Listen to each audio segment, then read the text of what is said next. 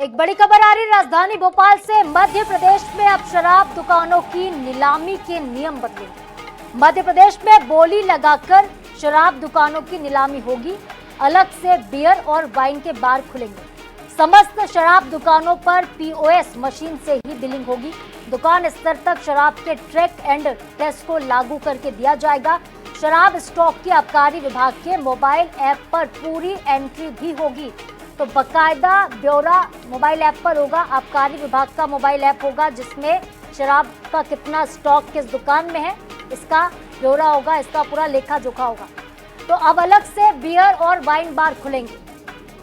ये बड़ी जानकारी आ रही है। समस्त शराब दुकानों पर पीओएस मशीन से बिलिंग होगी। दुकान स्तर पर शराब के ट्रैक एंड ट्रेस को लागू कर दिया जाएगा। शराब स्टॉक की जानकारी आबकारी विभाग के मोबाइल ऐप पर भी मिलेगी और अब शराब दुकानों की नीलामी के नियम बदल जाएंगे। मध्य प्रदेश में बोली लगाकर शराब दुकानों की नीलामी होगी।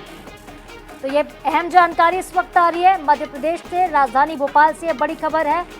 कल ही आबकारी नीति में संशोधन की बात हुई थी। कैबिनेट में इस प्रस्ताव को मुहर लगती है कि 17 धार्मिक शहरों में अब शराब नहीं बिकेगी, यानी कि शराब पर बैन लग जाएगा। और इसके साथ ही जो 1 अप्रैल से आबकारी नियम में बदलाव होंगे उसमें यह भी बदलाव होगा कि शराब दुकानों की नीलामी अब बोली के जरिए होगी। अलग से बियर और वाइन के शॉप्स खुलेंगे। जो अलग से बियर बार होंगे, अलग से वाइन शॉप्स होंगे।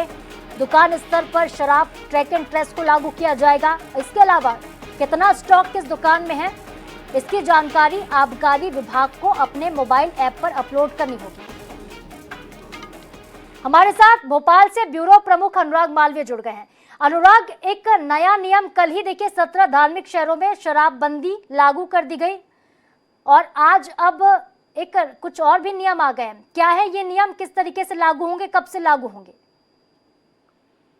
देखिए, बिल्कुल जो 17 धार्मिक स्थलों पे शराबबंदी जरूर लागू हुई है, लेकिन उससे महत्वपूर्ण बात यह है कि मध्य प्रदेश में सरकार अब रेस्टोरेंट जो हैं उनको और काफी सारे होटल्स को परमिशन देने जा रही है शराब बेचने की। जहां 10% से ज्यादा अल्कोहल कम होगा, ऐसे जो ड्रिंक्स हैं, सेमी हार्ड ड्रिंक्स जिनको कहा जाता है, उनमें उनकी परमिशन सब होटल्स में और रेस्टोरेंट में सर्व करने की परमिशन होगी। और लगभग इससे जो मध्य प्रदेश सरकार के रेवेन्यू की बात हो रही थी, तो वो जो रेवेन्यू 17 स्थानों पर शराबबंदी के साथ कम हो रहा था, वो कहीं ना कहीं मैनेज हो जाएगा, या ये मान के चला जा रहा है कि इससे रेवेन्यू और ज्यादा बढ़ने वाला है। इसके अलावा जो है अब स्टॉक को लेके एक मोबाइल ऐप लॉन्च करेगा एक्साइज डिपार्टमेंट, और जो जिला स्तर पे हर जगह पे इसकी एंट्री होगी और उसी के हिसाब से इसको अपडेट करना होगा, और ये भी हर 24 घंटे में अपडेट किया जाएगा। तो इस तरह से कई सारे नए नियम इस शराब नीति में लागू किए गए हैं।